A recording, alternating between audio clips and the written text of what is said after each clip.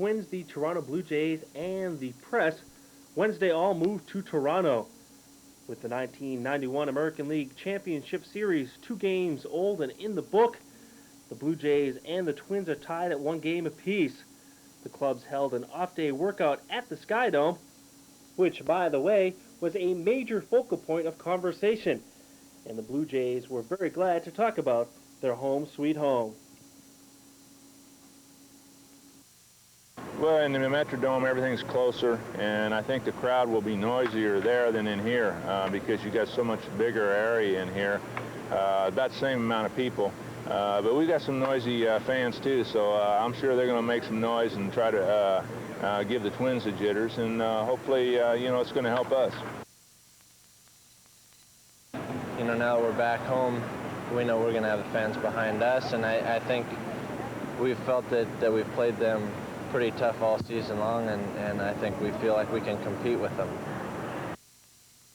Well, I mean, it's always great to be home and be in familiar surroundings, but I don't think there's really going to be a home field advantage this series because both teams are kind of used to playing in each other's dome, and having a dome, gives us, it doesn't really give an edge to anybody because we both have them. But we're happy to be home, and we're just going to go out there and play loose as we can and relax and go out there and have some fun. How many did you play?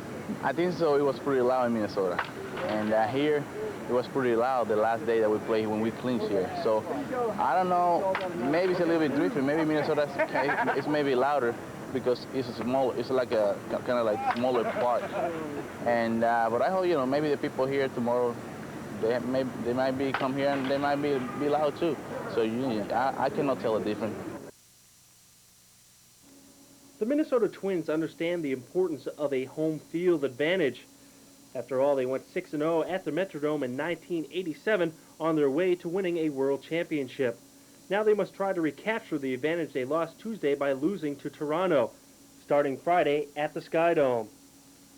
But both players and their manager appeared loose at Wednesday's workout, and they were both confident they were up to the task of beating Toronto.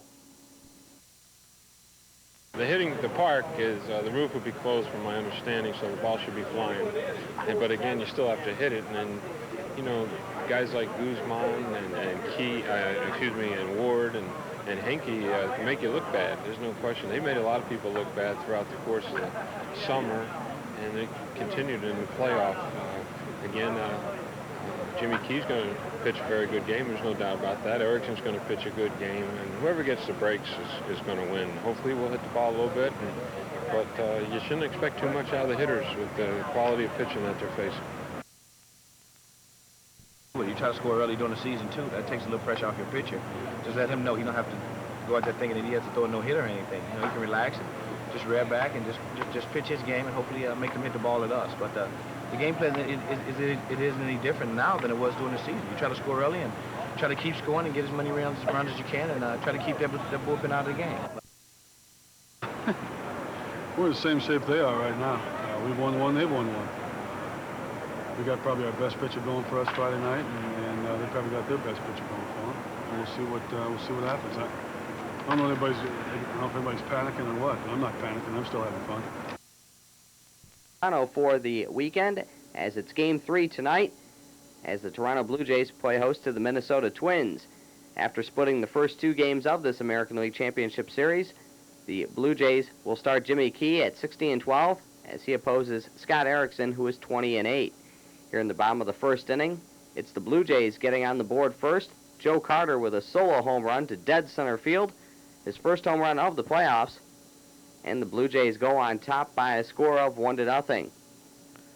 The crowd in a frenzy early on in Toronto, as we'll take one more look at the solo home run by Joe Carter.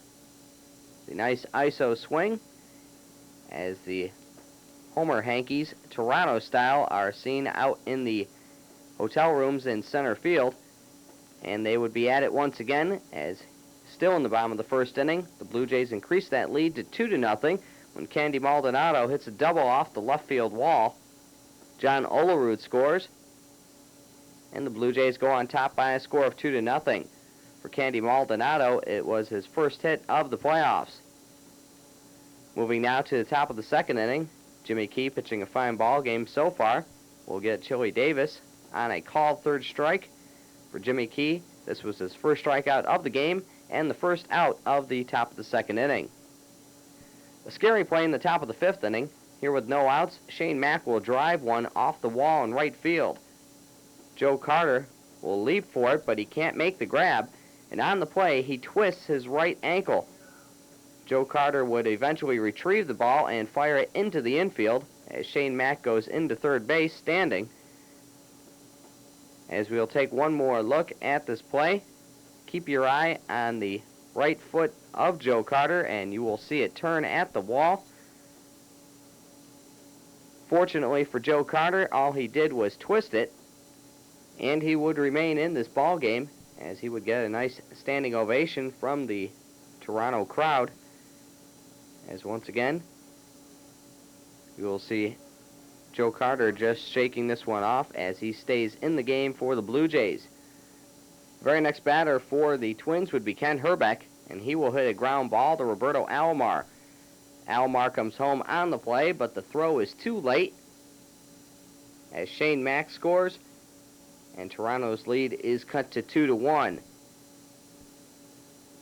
Then the bottom of the fifth inning, with runners at second and third and one out, reliever David West strikes out Kelly Gruber and then gets Candy Maldonado to go down on strikes to end the threat. In the top of the sixth inning, after a Chuck Knobloch double, Kirby Puckett will come up and hit a single into right field. Knobloch with a nice slide will beat Joe Carter's throw home. Pat Borders tries the sweeping tag, but it is too late, and the game is now up at 2 apiece. We'll take one more look at the nice slide by Chuck Knobloch to tie this game up at 2-all. Then with runners at first and second and one out, still in the sixth inning, Jimmy Key gets Shane Mack to line out to Roberto Alomar, who in turn doubles off Chili Davis at first base, and that ends the threat in the top of the sixth inning. These two teams would head into extra innings, where in the top of the 10th inning, Mike Pagliarulo will come up as a pinch hitter for the Twins, and with one out, he will smack a solo home run to right field. Mike Pagliarulo providing the dramatic home run for the Minnesota Twins as they take a 3-2 lead over the Blue Jays. The Blue Jays would go down quietly in the bottom of the 10th inning as the Blue Jay fans will try to get their team going, but it will not happen on this Friday night as Candy Maldonado will fly out to Kirby Puckett to end the ball game as the Twins win this one 3-2. Guthrie with the win, Mike Timlin with the loss. Rick Aguilera picks up the save, and the Twins, more importantly, take a 2-1 series lead over the Blue Jays. Game 4 will be tomorrow night in Toronto. They're sitting in the crow's nest and wasn't quite sure if it was going to carry far enough, but I think Danton kept on going. It was just a big hit. It's just a great game for us. Well, just a great effort by our bullpen. We did a terrific job. You know, all the talk is about how great their bullpen is and how deep it is, but it just shows the character of our club. Our bullpen, they did a terrific job to keep us close.